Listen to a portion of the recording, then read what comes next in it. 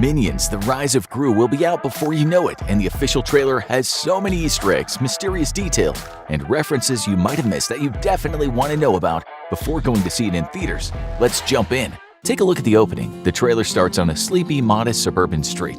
In his bedroom, young Gru struggles to get comfortable in bed, sandwiched between minions Bob and Kevin, before Stuart also jumps in. Did you notice Stuart's smoking jacket, though? This is a nod to the founder of Playboy magazine, Hugh Hefner, and this is only the start of the hidden references. Look around the bedroom. It's obvious Gru is a villain in the making. His bedside table is an open vault, and his alarm clock looks like a time bomb. Also, check out the spider wallpaper. While you're mulling that over, take a look at the poster on the right.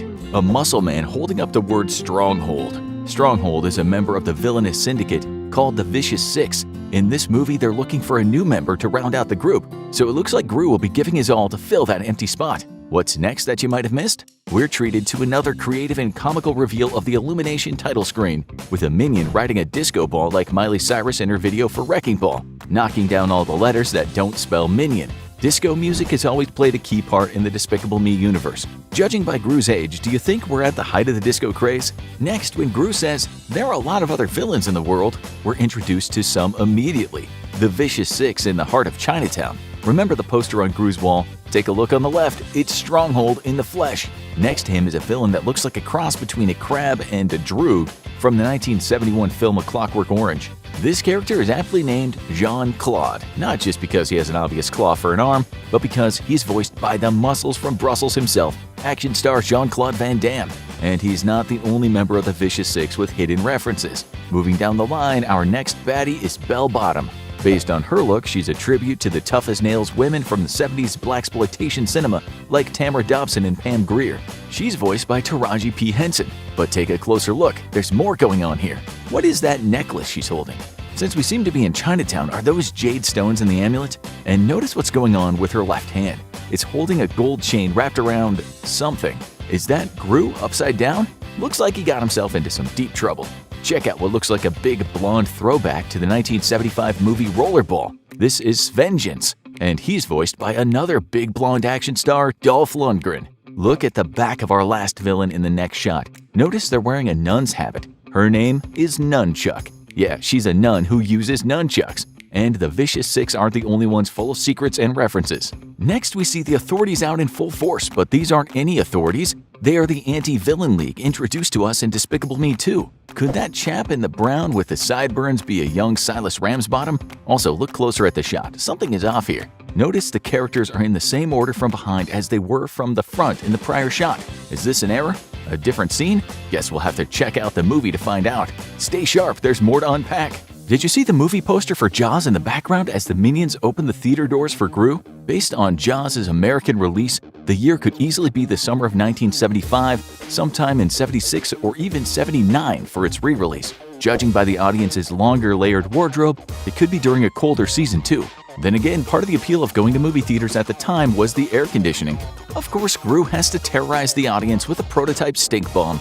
Stink weapons are another staple of the Despicable Me universe, going all the way back to the, not a dart gun, built by Nefario in the first movie. And there's another throwback to the first Despicable Me. Recognize the Bank of Evil? In the first film, underneath the Bank of Evil sign, a banner read formerly Lehman Brothers, which was a dig at the real-life financial firm which experienced the biggest bankruptcy in history back in 2008. Since Rise of Gru takes place in the 70s, it makes you wonder when the Bank of Evil split from the ill-fated investment company. Or maybe you're just wondering why Gru is dressed like a Boy Scout and how that disguise gave him access to vault keys. Well, I guess we'll look forward to how it all unfolds when the movie comes out.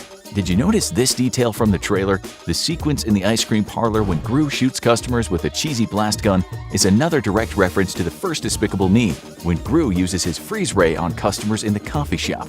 Let's look for more. Next, we're treated to a flurry of action in bell-bottoms and polyester. The villains all have vehicles of destruction tailored to their character. You can also see the creators of the movie are really exaggerating the 70s style, from the feathered hair and mustachioed minions disguises to the incredibly oversized sedan in the background.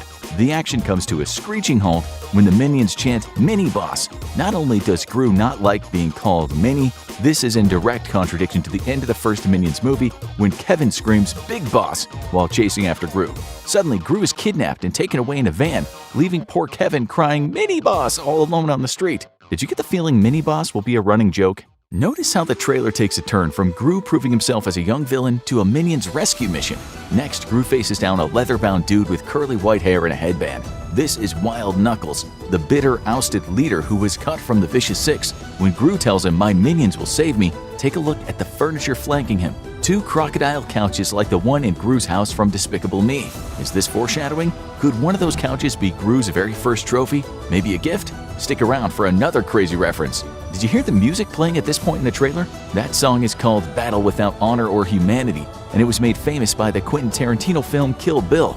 Add to that detail some sharply dressed henchmen with red bandanas and an acupuncturist who knows kung fu, and we know that the Minions Rise of GRU promises to have some fun with the martial arts genre. The acupuncturist is Master Chow, and she's voiced by Michelle Yeoh, who you probably saw in the movie Everything Everywhere All at Once, but probably remember better from Crouching Tiger, Hidden Dragon. She agrees to train the minions for their rescue mission. Next, we're teased with some visuals of a far-off mystical land and a mysterious character in a jetpack. Who could this be? A look at the cast list on IMDb shows one voice actor without a character name credit, rapper-producer RZA. Could RZA and the mysterious character be one and the same? Or could it be Wild Knuckles? We're not done yet. There's still plenty more to point out in this trailer.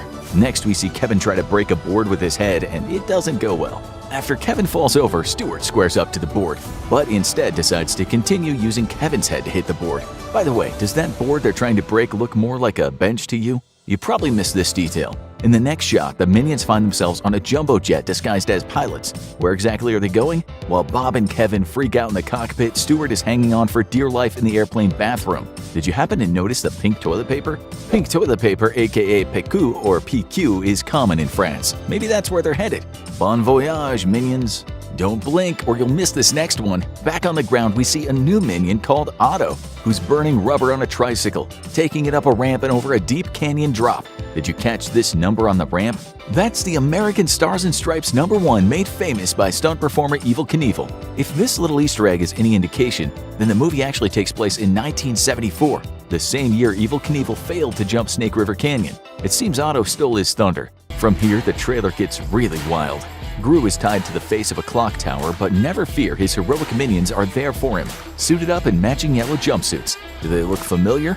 A Tarantino fan will remember a similar yellow jumpsuit as worn by the bride in Kill Bill, which in turn was a tribute to the great martial arts master Bruce Lee from the 1978 film Game of Death. Stuart, Kevin, and Bob must mean business, but as you'll see, they need all the help they can get. Check out those mutant creatures creating chaos. They're actually the Vicious Six. The amulet necklace around Dragon Bellbottom's neck possesses the power to transform matter.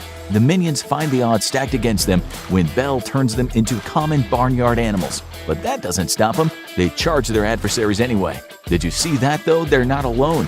In the shot, when 2 groups clash, leading the minions dressed in white and black is Wild Knuckles. And look at what happens next. GRU screams "Minions Assemble," which is a callback to the command Voltron Assemble from the 1980s cartoon series Voltron. In the cartoon, the space explorers would all combine to form a giant robot called Voltron. Here, the minions summon firepower that builds on their newly acquired kung fu skills. From there, our minions chant their devotion for Mini-Boss GRU, again much to the poor kid's displeasure. Did you see Otto at the front of the group? His cheeks are rosy and he looks like he's about to pass out. Is he holding his breath? And why is Stuart carrying 2 nail guns? Behind him, another minion is clad all in black for some reason, and not far from him, one minion is playing a cymbal on another minion's head. At the top of the frame is a minion who looks like he's doused in green paint. What's that about? One thing's for sure, you always got to keep your eyes peeled when minions are involved. Smash cut to the animal Vicious Six as they pounce on the poor little GRU, and the title screen interrupts the action, leaving us wanting to see more. Just like the minions in the final shot, I can't wait to pile into a movie theater to see Minions Rise of GRU. I hope you liked the video and caught some details this time around that you hadn't seen before in the Minions Rise of GRU official trailer. Make sure you subscribe to Movie Logic for more daily movie facts, trivia, and Easter eggs.